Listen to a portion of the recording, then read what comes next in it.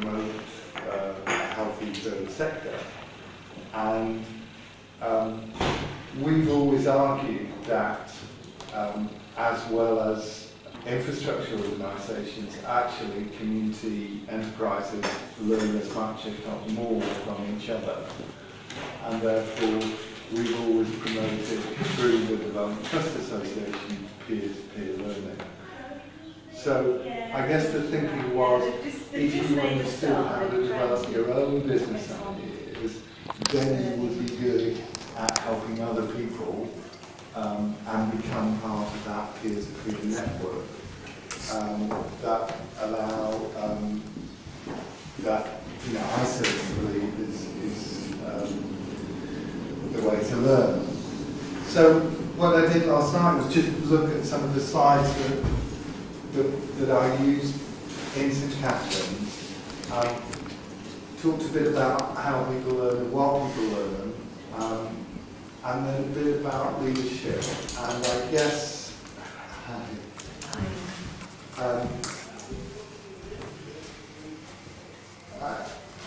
which I introduced as an important concept, but I said that, you know, we wouldn't actually be dealing with that.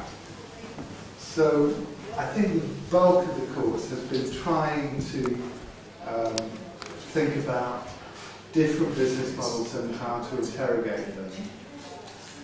What constitutes investment readiness, and then the whole idea of pitching ideas.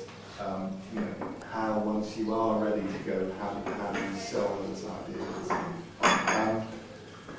And then the other headline things that we said is that actually helping people is really hard. And I was over in Liverpool yesterday evening with a group who secured an overdraft on Monday, which will allow them to pay salary on Friday. Beyond that, the future is very uncertain. And certainly, trying to help people like that, I think comes easier if you understand quite how hard what they're trying to do is in the first place. I've certainly got no patience with consultants who swan in and sort of rearrange things. This is a bit tales out of school, but Jess is currently on secondment with communities and local government, and one of the things she's found out about central government is that they don't actually do nothing. That's not what I found out at all.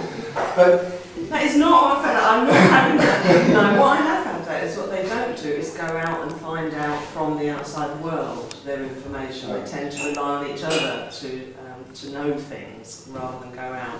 I definitely have never said they didn't do anything, they work very hard. I suppose what I'm trying to say is that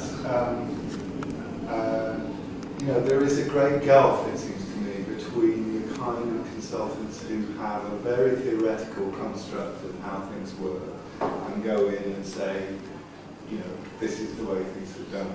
And I certainly find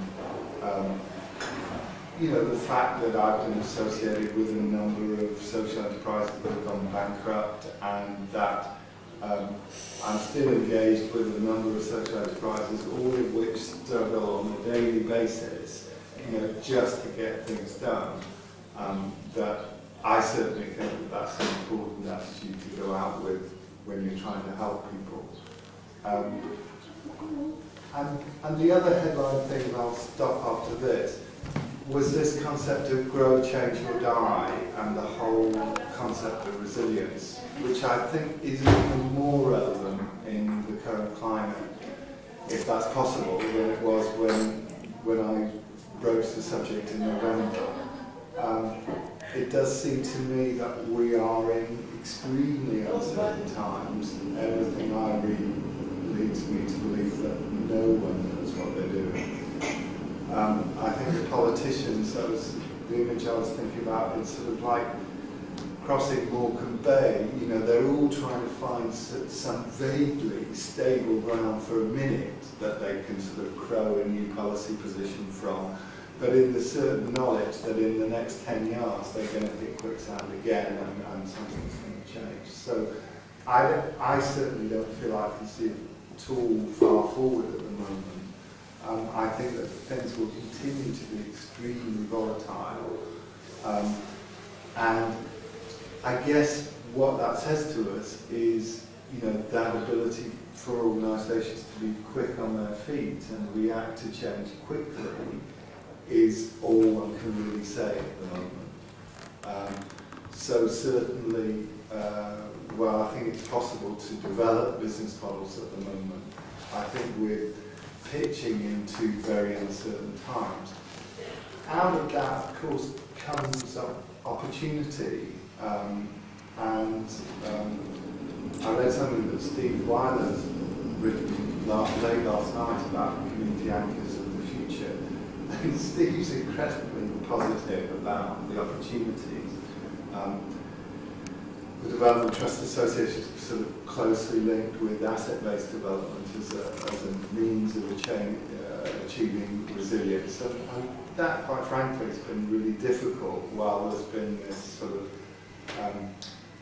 driving force of the residential alternative to everything, and the private sector buying everything up, hugely leveraged deals.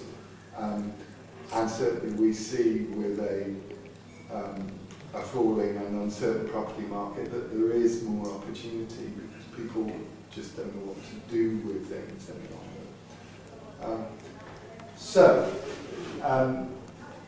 Just to wind up, what I wanted to remind you of was what we've been trying to do in this course is to help you think about strategic planning, and I guess the main tool for that's been the balance scorecard. Interrogating different business models, so we've tried to expose you to material around a range